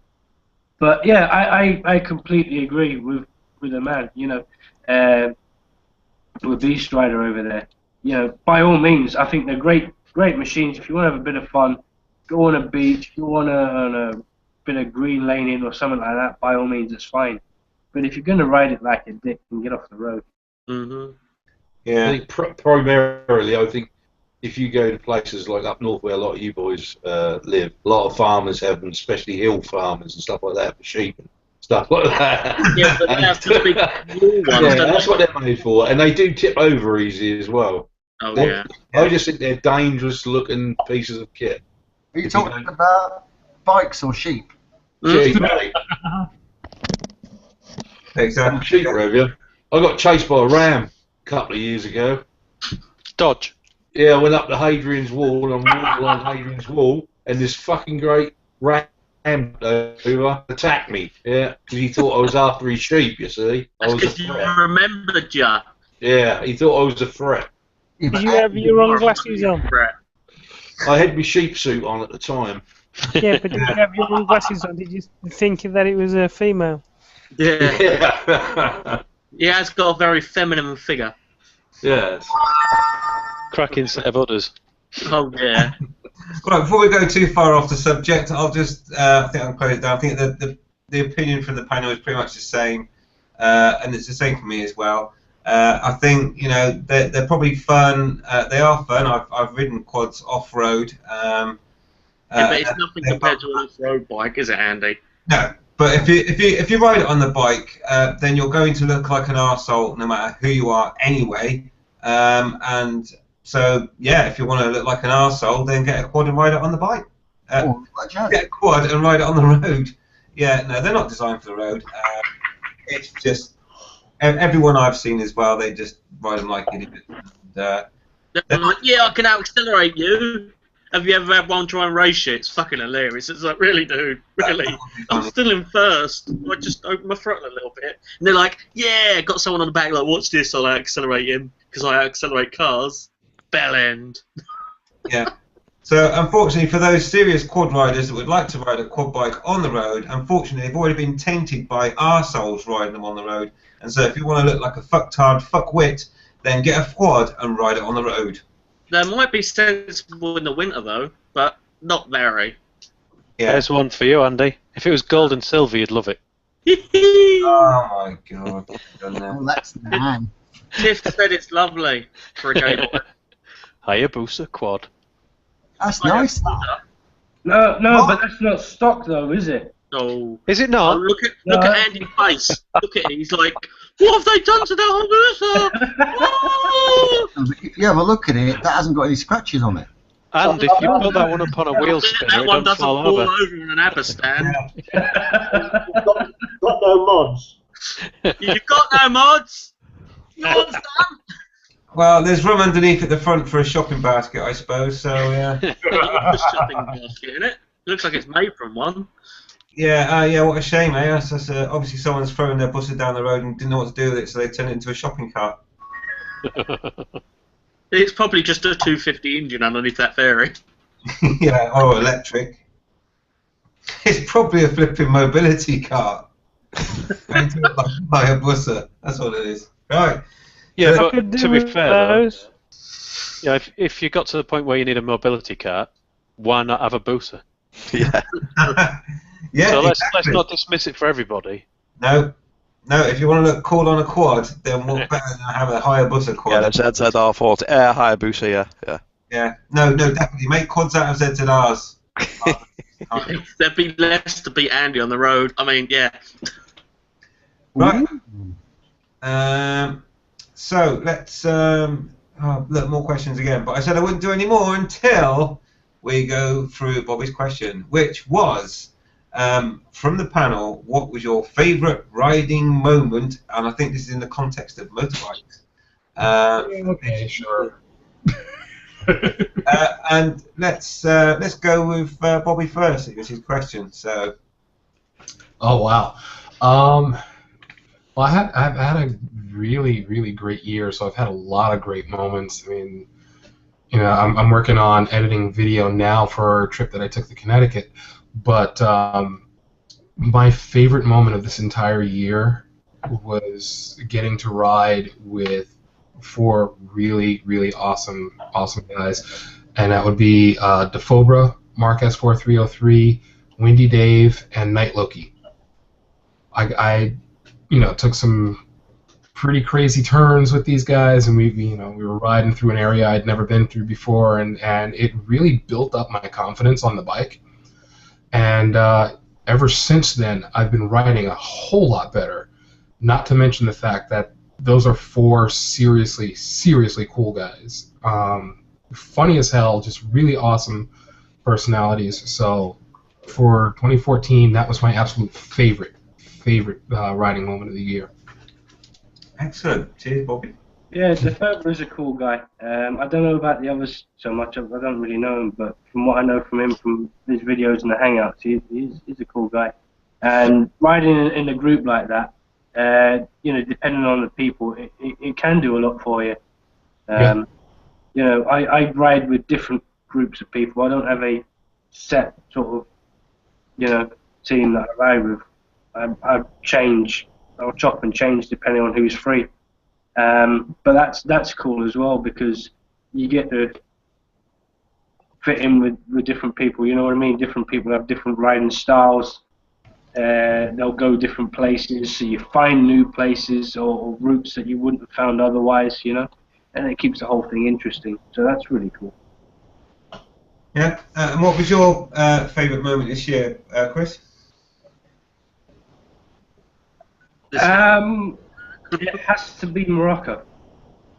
It has to be the Morocco trip. Was it that guy on the back? Yeah, one. Yeah. Hello, my friend. Would you like surprise bomb sex? I tell you what. It was fucking hell. Was it hairy at times? But it made for great video, didn't it? I was just like, oh, call the police. Definitely. I mean, I had a few really good rides early on in the season. It looked like it was going to be a good year for riding until things kind of went south.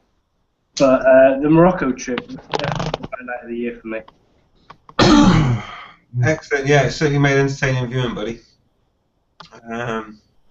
Okay, let's go across then to Kev. Your favourite riding moment with me. Now, you don't have to say that ride out to the carousel, of course. Well, I'm sorry to disappoint Andy, but it would have to be Northern Ireland. The trip around Northern Ireland that me and my mate Dave took. It was brilliant. I don't know if any of you guys have ridden around the Causeway Coastal Road, but it's such a brilliant road. I had such a good time. I've only just got to the end of the first day. We went for 3 days in terms of the footage that I've gone through. So there's a few more videos to come yet. But if anyone's thinking about doing it, just like a little kind of warm-up tour, if you're thinking about going touring, then I'd strongly, highly recommend it. It was brilliant. Excellent stuff. Good. Cheers, Kev. Chaz, your favourite moment this year on the bike? See, I would say the monkey meet, because it's been quite fun. But she was there, so no. every ride is a great moment, especially when we go to like London or something like that, when I get to play with traffic. London. Immense fun. Just weaving in and out, annoying all the taxi drivers, including Tosh. She's a knobhead. But no, any group ride is my favourite moment. The monkey meet was good because there were so many bloody vloggers, so many riders, and they all just wanted to have fun and get pissed and then go for a ride. Not in that order, of course, for safety. Yes. But no. And then, the bulldog was alright. Andy was there, so I had to keep looking down to him. Of course you did. That's because you was up in the stands, mate. And you were on the bike. That's right, yeah, because you couldn't ride yours, could you? No, couldn't. No. Okay then. Alright, Chaz, thanks for that. Yeah, so group rides are a favourite at the moment. Richard, what's your favourite riding moment? And you've had quite a few this year, I believe. Oh, so many. So many. I don't think I've got a favourite particularly. I really enjoyed the infamously calm ride, but that was more about meeting up with everybody. For a really good quick ride was Northern Vloggers ride with the Yorkshire TT in there. That is a splendid rod with, I think there were about 20 of us by that point. The one that gives me the biggest laughs, and you've only seen a very little bit of it in videos, is going out for just a quick jolly with Tosh and Danny G. And the bits that you haven't seen were the fun bits. I'll let Tosh talk about them if he wants to. I don't really want to know if that's the way. It was all on the bikes. It was all on the bikes. It might not all have been strictly legal. Yeah. Understood. Okay, excellent. Cheers, Richard. Skeggy, favourite moment this year? Like most group rides are fun, like he says, but I would have said probably me and the missus getting out air on air bike, me and my bike, and just just the fact that we could go out on a ride together and I didn't have to have a passenger. Just felt great, you know what I mean? You got that bloody thing off your back, didn't you? Yeah, it sort of gives you a bit of pride, if anything. But yeah, I think that. Yeah, right. She's behind you. she's switched on it off. Honestly. She's like, I love you. Excellent. Cheers, Skeggy. Suffocate. Yeah. There's been a couple of three, really. I do like riding different bikes, so there's been a couple of three times where I've rid other people's bikes, and I quite enjoy that, something completely different. Pardon? I don't believe you. Where's the video evidence? But I think I really enjoyed the Harley back from Kent. That was quite good because I'd never rid a cruiser like it or anything like that before, and that ride, 150 miles back was I quite enjoyed. Really did. But it's too many, I enjoyed going up the ride up the Parsons Grove that day. Was a lovely ride. We bloody didn't. That fucking road. Wow. I enjoyed that as well. So yeah, just bits and pieces all through the year, Just generally ride the bike. Yeah. Excellent. Okay, cheers, Andy. Tosh, your favourite riding moment this year? What about Dave? Oh. Dave's next in line. I'm going through the panel as I see it. Oh, sorry, because he's next to me, in between Andy, so I thought Dave was next. Oh, you always try and cause all the trouble, don't you? Sorry, mate. It's just he's next. That's all. My favourite one was when I was on the back of. I don't want to hear the rest. And he just turned around and says, "It's weird," and I quote, "Your penis is too close to my anus." That was a good ride. That was a really good ride. Too close to your ass. But there you asked. It was a really good ride. That bit did make it into a video. Was that off or on the bikes? Oh, we were on the bike. We were at that's if you look it up, Kev. That actually is in a video. It's a video when I went to pick up the Kawasaki. Yeah, were you on the bridge or something? We were at the petrol station, I think, at that point. Oh, yeah, I do remember the video. Yeah, I do remember it. Excellent stuff. That's when you stole the bike when you was trying to race Tosh away from the lights. From the lights. That's the one. Yeah.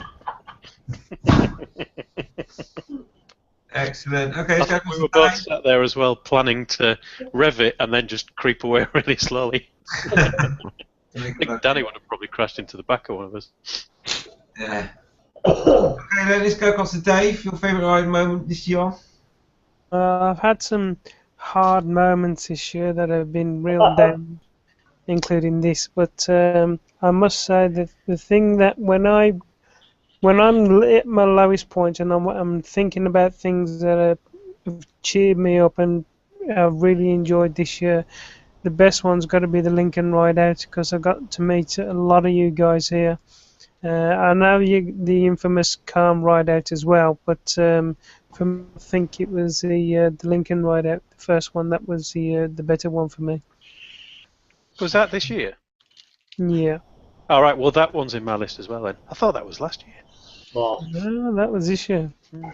Oh, it's a lot of love. I got to get my penis too close to Mr. B's anus on that one. And that wasn't on the bike. It was 8 months ago. And the weird thing is, it was you that squealed and not me. What was whatever happened to that young lad who lives by you, Dave? What was his name? Luke? Was it Luke? Yeah, Bike Rider 95. That was it. To him? As far as I'm aware, he's got loved up, and Right. he has now got other things on his mind rather than vlogging. But he's I do see him around occasionally. He's uploaded in a different way, isn't he? Yeah. He hasn't uploaded anything for quite a while, except for one video where he just says, "I'll do stuff when I want to do it, when he wants." I mean, look at Chaz. He hasn't uploaded in over a year. I know. It's good. Therapeutic. I know you're poorly, Dave, but I weren't sure if you paused then or if you just lost a bit of feed. I think it's the video. No, it's probably my dongle that I'm using to get on the internet. Dave! You don't go. Dongle yourself, mate. Innuendo. It sounds like it's Kev's dongle if you can manage to get it in a USB port. You probably can. There's extra room as well with his loud exhaust. Sorry. Cool. I'm happy with my loud exhaust, the small penis. It's fine. What Well, about you use your exhaust more, don't you? Someone posted up a Sinus Apache on Facebook with a fucking great big bore on the exhaust. Yeah, I saw that. Yeah. What do you think of my new exhaust? And I just commented, it's bigger than the piston. Oh, was that you that said that? Was it? I was reading it on my phone. I was just like, no one's going to say it, but you could fit 10 of his pistons in that thing. Yeah. I'd say since I've changed my engine on my bike is actually quieter now than what it was before. We'll sort that out. Less engine rattle. Hmm. Just get Richard round, he can sort that out with Tosh. Just need a hammer. I'll sort it with a hammer. And I'll just quickly, to finish off the question from Bobby, for myself, there's a couple I pick out really. The main one being, going for a ride out with Mrs. B on her SR was great. As Skeggy says, just going out for a ride with your missus and you're not having to have them on the back of the bike was brilliant. Obviously you're a little bit worried about it at the same time, but I do enjoy going out for a dual vlog on different bikes with the missus. That is absolutely brilliant. A dual vlog? Yeah, that'd be nice, wouldn't it? Yeah, it would be. Oh, She'd just be swearing at you, Skeggy, calling you a complete twat. sorry, Get the camera on her and a flipping Bluetooth and sort it out. Then you have to spend more time editing your videos, mate, because you have to sync up the audio. But yeah, and then the other thing that I would also say was a highlight for me was what there was a couple of ride outs. I mean, we did the ride out in the rain with Wife and Biker, the missus. Always a ride out in the rain with fucking Keith. Fun to a point, but I was quite worried about Mrs. B because it's probably about it was the very first ride out, and Mr. B in the windsock. on the SR125 wearing a waterproof that was like a windsock on a windy, almost mountainside, was kind of a lot of news for her in terms of new for her. So I was kind of more worried about her than enjoying the ride on that.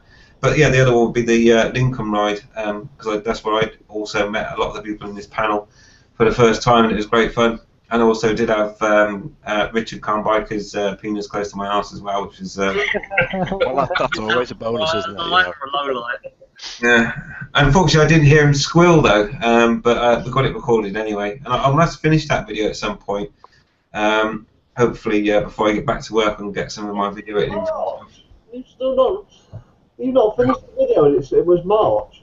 No, I know. Well, in my delete gate moment, I bits and pieces. So trying to string footage together from everybody to make it into a video is a lot of work. Because I've got video from Wife and Biker, I've got video from I think Dave off of his phone as well, and I've got obviously Richards from the back seat with him squealing like a girl, and my rear camera as well. And trying to sync it all up it's painstaking. So anyway, it will be done. It's kind of halfway edited so far, and I can't go back to it. A bit like painting the fourth bridge. I'll get there in the end. So yeah, so those were my favourite moments as well, and I did enjoy that Lincoln ride as well. That was great, especially because I thought first time meeting some of the guys down below, which is absolutely brilliant.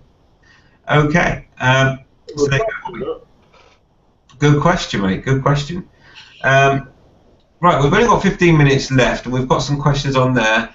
So I may park the vlogging style because it'll probably take us 5 minutes to say goodbye, and we've got 10 minutes left to clear down the questions. So let's try and attack it that way.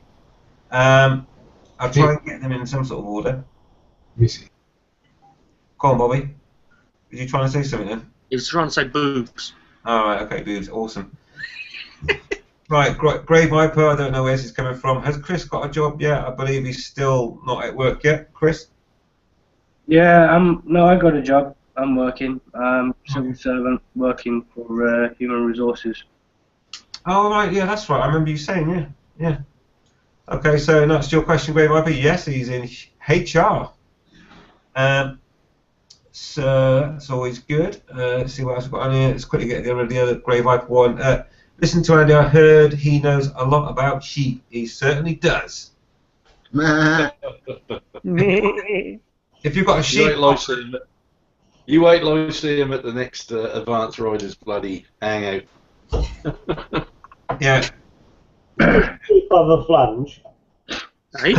Does a sheep have a flange? I don't know. We'll ask Andy again. I don't want to know. Go out and find out yourself, son. Get your hands dirty. Get your hands dirty, yeah.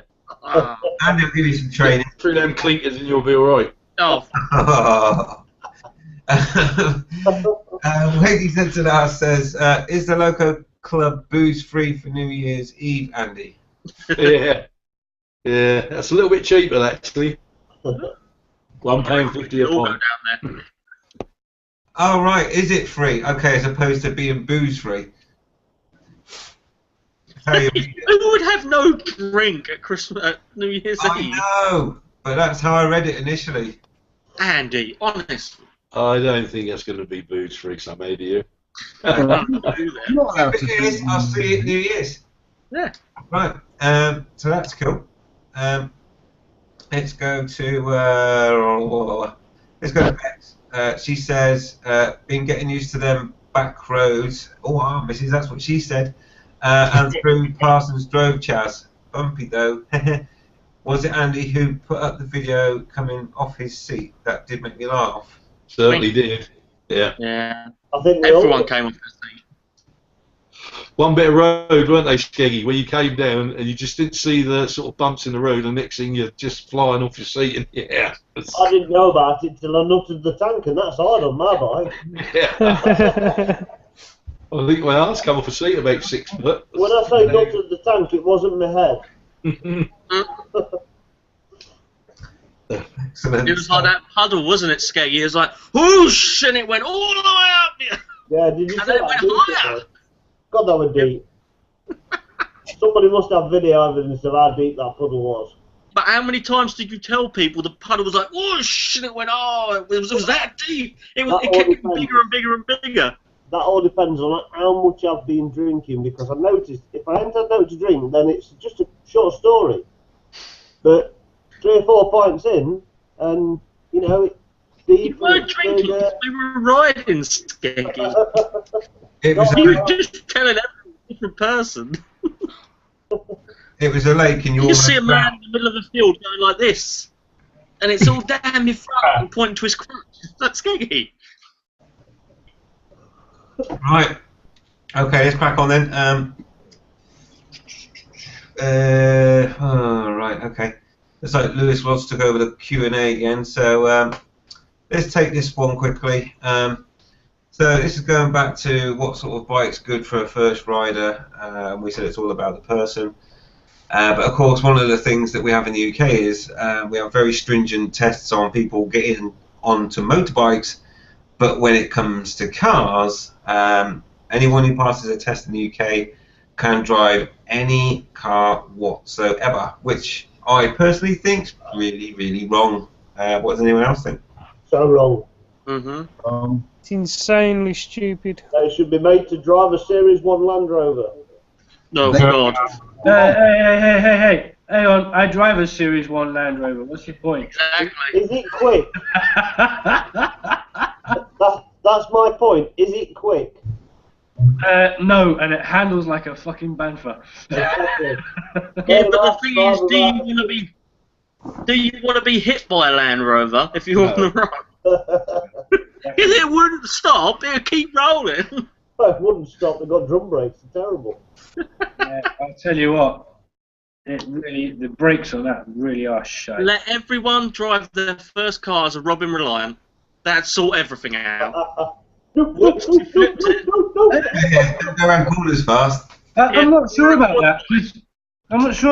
Because Jeremy Clarkson did a series on Top Gear where he did his utmost to wreck a Robin Reliant, and the only thing that I got from that was it's fun to drive a Robin Reliant like a dickhead. Exactly, first car. As long as you got a I don't rock, think it would solve the problem. as long as you got a Coming rock edge in Coming it. from somebody who has actually rolled a Robin Reliant, they're fucking awesome, mate. Yeah. It's like one of them little kids' toys cars, the little yellow and red ones. I lied, actually. It wasn't a Robin Reliant. It was a Reliant Regal. Well, anyway, my comment on that is that with my conspiracy theory head on, I've done all that maths on the price of fuel in the UK. As it's easier and quicker to get people on the road in cars and they use more fuel, then why not let them drive anything they want as long as they get a car? Obviously, bikes are a lot more economical and far more sensible, so we'll make that difficult for them so they can get a car instead and spend more money on fuel and insurance. I read today that fuel is likely to drop below £1 a litre. Well, I doubt it because the tax is 69 pence a litre alone. Well, it is, but it comes down with the price of the fuel. No, it doesn't. Yeah, it does. No, it doesn't. Yeah, it does. Trust me, I researched. It's 59 pence a litre, and it's not percentage based. It's 59 pence. That's Trust right. me. Oh, no, it isn't! I'm talking. Sorry, I'm Hasn't the VAT come down on it though? Because there's VAT on top of that. sorry, yeah. Let me clarify. The duty is 59 pence a litre, and that won't change. It can't come down. It's a hard fixed price. But yeah, the VAT on it, which is nothing in comparison, that does come down. But not a Depends how lot, much obviously. water they're going to put in there with the petrol. Oh yeah. I find it sad that the duty on a litre of fuel is only a penny less than my first gallon of fuel cost. Yeah. Oh, I know. Yeah, but yeah, unfortunately, the duty, or fortunately for the government, don't even start me on it. Trust me, I did spreadsheets and everything to make sure I had the prices and numbers right. It's shocking how much, and if the prices do come down anymore, but the percentage of tax does go up. So, you know, at the moment, it used to be something like 68% was tax, but that's obviously up. That's more than that now. It's probably somewhere around about 72% tax. See, Actual fuel. people like Chaz can't even remember when we used to pay 7.5% VAT on stuff. I don't know. I can. I wasn't even born then, Skiggy. People like Richard can't remember when we paid 7.5. I can remember 15%. I do. Yeah, I think I I can remember remember paying 15. £1 for a litre of petrol at one time. I 15% was only a couple of years ago. we just when it was going over to litres primarily from gallons. I remember it was 62 pence a litre. Yeah. Gallon. Litre. Yeah. Would you like to know how much a gallon of fuel is now today? No. I only fill mine up by a tenner. It's £6.04 a gallon.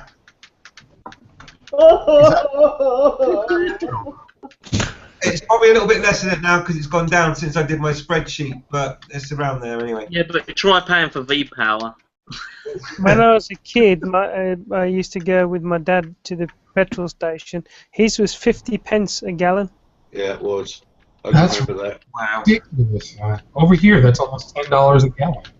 Jeez. I mean, we paid like $3 and change, I think. Oh, well, Please. lucky. Please send us some petrol, right? Jerry, yeah? You don't want American Don't petrol. this Christmas Oh, card. don't get me started with Americans and fuel, please, because then we go into the whole fucking. No, let's not go there. We don't want American petrol anyway. It won't run our bikes. And an American gallon is bigger than a UK gallon as well, so I get that. No, American gallons 4 litres, isn't it? A little bit less than ours. Oh, is it less? Yeah, but they're only are they 91 run or something? It won't even run out bikes. Are they 91? I Wow. think it's 91 or something like that. I know it's a lot lower power than Yeah, what we've got here. it's 91, I think, if you go to a really up-class sort of petrol station. I do believe, and Bobby, I mean, you can probably fill us in better on this, but Yeah, I understand from watching other people, the best you can get in most places, it doesn't even go above the 80s. No, I always get 93. 93, so like... Is on moonshine. Maybe dump some vodka in there. Even 93 though, it won't run our bikes, will it? No, we're 95's minimum for us, isn't it? 95 minimum, yeah. I believe it's actually illegal here to sell anything less than 95, and it's illegal to sell a car or a bike that can't run on 95. 93, what's that? 3-star? Something like that, isn't it? You know, my Virago 535 ran on leaded petrol, and I know that thing is still knocking about somewhere. If I ever bought another one of those, I'd have to do a conversion so it would run on unleaded, because I couldn't be doing with that.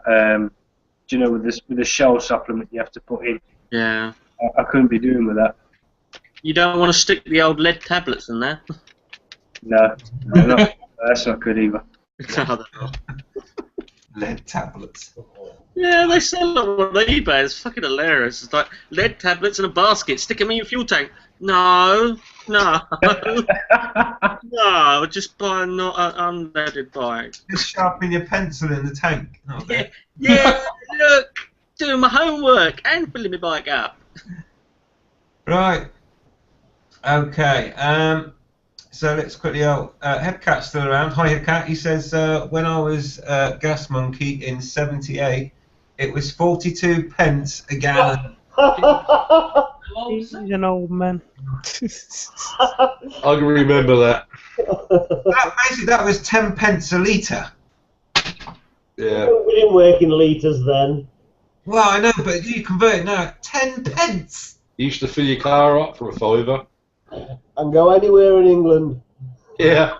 Hang on, I can go one further than that, Andy, because if you work out 10 pence in today's money, in '78, 10 pence is worth what now? A penny?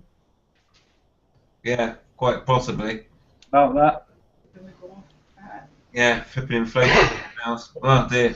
Thanks for depressing us, guys. Yeah, let's not get depressed. Right, before we go any further, I'm going to shoot off because I've got to get up silly o'clock in the morning. All right, well, can you wait 2 minutes because we're going off air in 2 minutes? No, bollocks to you. Good ribbons. Yeah. Don't blow in your tank, motherfucker. Go on then. Hurry up. I can't hurry up 3 minutes. 3 minutes takes 3 minutes. Right. That's not what you tell Vicky. And that's what she did. Are you talking about a taxi driver's 3 minutes? Oh, no. It's going to be 4 minutes in a minute. Right, so what I want to do now is I'm going to close down the questions. Obviously, Lewis is talking about the quads there, and obviously, yes, we agree. They are good for farms and going off-road, basically. Yes, that's what I would use a quad bike for. Andy, speak faster. I can't speed up 3 minutes, Tosh. I haven't got that time machine from Orson Welles' very famous film and book.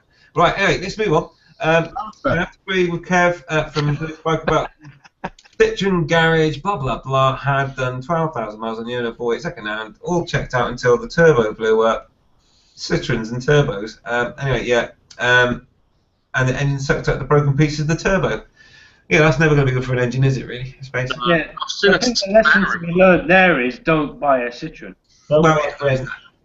French, don't buy French. Although quite recently, I hear they're quite good, but old one. Did you hear that from a Citroen salesman? Who's a Citroen salesman? Did you hear that from a Citroen salesman? No. I drove the very latest and greatest Citroen not long ago, and I was fairly impressed with it. To be honest. I hear that they're very popular among junkyards. Inbreds. Short people. Some on. Cool people, yeah. And also, I don't even know if I should read this out, but I'm going to anyway. Sod it. Chaz wants to check out Bex's Parsons nose, and we'll leave it there. Thank you very much for the Q&A. Oh, look at the face on that. Oh, we can't see it. Yeah, she's hidden out of the way. For a very good reason, I believe. Yeah, not happy with that at all. I'm not very impressed. Chin him. Kill him. Yeah, chin him. Fight. Chin him. Who would win, Chaz or Tiff? Tiff. In a fight? Tiff. Yeah, she beat the crap out of him. Tiff, definitely, because if he laid a finger on her, he'd have at least a dozen motor loggers. You were going to say at least a half a dozen like-minded, capable people. I thought people with beards were trustworthy, but look at you. We are. Yeah, Tiff's got a beard. Oh, let's not talk about Tiff. Tiff has got a beard. Tiff's got She must have had one facelift too many. Tickle. Right, let's leave it on that happy note then. Tiff's beard, fantastic. So, to our end of our 2 hours. There is no live hangout on Christmas Day because we have children and things and other things to do. But quite possibly there'll be one after that, though. Okay. I'll be too pissed anyway. Yeah, exactly. It'll be too pissed. It'll be disaster. Well, pretty much like every week, really. But yeah, so we'll be probably back in 2 weeks' time. Watch this space and all that. But what we need to do now, of course, the panel all needs to say goodbye. So I'm going to go to our very good friend Bobby first for to say goodbye. Please. Alrighty, folks. Merry Christmas, Happy Hanukkah, Happy Kwanzaa, Happy Festivus, Happy Krampus, Happy Larfalacimus, Happy Holidays, enjoy, we'll see you in the new year. Excellent, thank you. Good job you made a note of those first day, Bobby. Right. Bye, Chris. Go on, Lewis. Chris Peach, would you like to say goodbye? Oh yeah, sorry mate, I thought it was further down the line. Yeah, goodbye everyone, thanks for watching, happy Christmas and all the best for the new year. I promise no soppy videos from me this year, okay? Love you all. Cheers, Chris. Kev. What? But You apologise for Bye, that. everyone. I'm sorry. I'm Yeah, sorry. you need to apologise for that. I'm sorry, mate. Sorry, mate. Could you just say goodbye again? Didn't quite hear you. Bye. Bye, people. Oh, that's creepy. That's not Peter. Okay. Oh dear. He's got his headset on ready for his night job. Hey, looking for a friend. Call this number. Right. Anyway, let's go across to Mr. Madbatch Chaz. Say goodbye. Bye, people. Have a good holiday. Have a good Christmas. Drink a lot. Drink too much. Get pissed. Don't have kids. They're horrible. They take up all your time. You can't do anything you like. And ride illegally. Ride naked. Touch boobs. And everything else. Brilliant. Tiff, would you like to say goodbye? Tiff. Just say goodbye, Tiff. Oh, goodbye, Tiff. No. She's busy, apparently. Okay. Tiff's busy trying to open. We'll leave it there. Right. Okay. Let's go to Mr. Richard Carnbaker. Would you like to say goodbye to everyone? Goodbye, everybody. Enjoy whatever winter festival you enjoy. Bye, I think. Bye. Humbug. That's brilliant. Thanks, everybody. Absolutely. And Skeggy. I've got to reiterate, Richard, on that one. Bar fucking humbug. Christmas should happen once every 5 years, and then you'd fucking well appreciate it, you little miserable kids. Would it work best if Christmas happened on the year of your 4th birthday, when presents are cheap, and then never again? Yeah, when your growth spurt is kind of evened out. I like your way of thinking, Richard. I bring you solutions to everyday problems. Well, every year problems. Have I ever told you you're my hero? No. Oh, here we go. More penis. Can you guys get a room? Yeah, thanks. Let's go to Southern Andy. We'd like to say goodbye. Yeah, goodbye everybody, and just hope you all have a very good Christmas and a happy New Year. And remember, the sheep have still got to be looked after. Oh, God. If they're gone, bring them inside and bum them. When other people say looked after, you have nice images. Yeah, Hello, Richard. I'm going to look after you. Yeah. I'm going to give you a right good looking after. Yeah, don't forget, if you see a sheep, take the bubbles off for Southern Andy. Right, so let's go to Tosh then to say goodbye. What, the bum nuts? Yeah. Andy! He's getting his Velcro boots ready.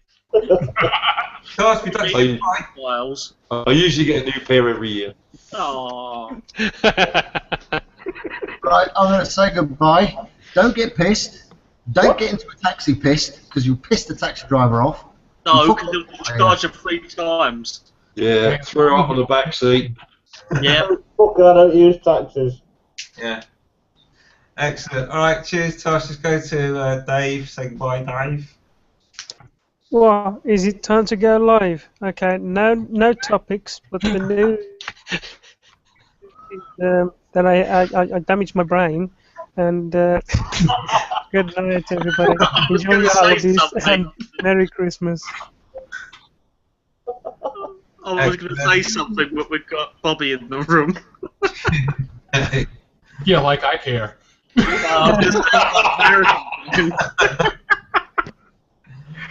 And that just leaves me to say goodbye. So goodbye and seasons, greetings, and enjoy whatever it is you enjoy at this time of year and have fun and all that stuff. And that's it, really. I couldn't get a hat with a barrel humbug on it, but next time I'll make sure I have one. With lozenge it. Yeah. Oh, no, we made an effort. That's our Christmas dress. That's our Christmas decorations. That's impressive. That's it. Yeah. A lot better than mine. I can play with that later. Right. When's the quiz? The quiz, maybe 2 weeks' time. I just knew there wouldn't be time for it tonight, and we're all very tired, with the season and everything else. So. Andy? Do the big fat quiz of the year. Yeah. Andy? End of the year, yeah. Andy? Yeah, Tosh. Speak faster. Okay, well, thank you very much, and that's it really for this night, and there we go. Right. Oops. You sounded like Elvis then. Thank you very much. Thank Thank you very much. Merry Christmas. Happy wonderful. Right, anyway, I won't give up the day job. Oh, Right, Tosh is gone. Elvis has left the building. Bye, Tosh. Right, Give it too much room. so we're all off. Thank you very much for watching tonight. I hope you enjoyed it. I hope you found it useful. Turn that fucking clock off. Useful. And don't forget to ride safe. Ride. And damage the brain. Too close to your anus. Right, thanks for watching. Love you, bye. We're going off air. Boobs.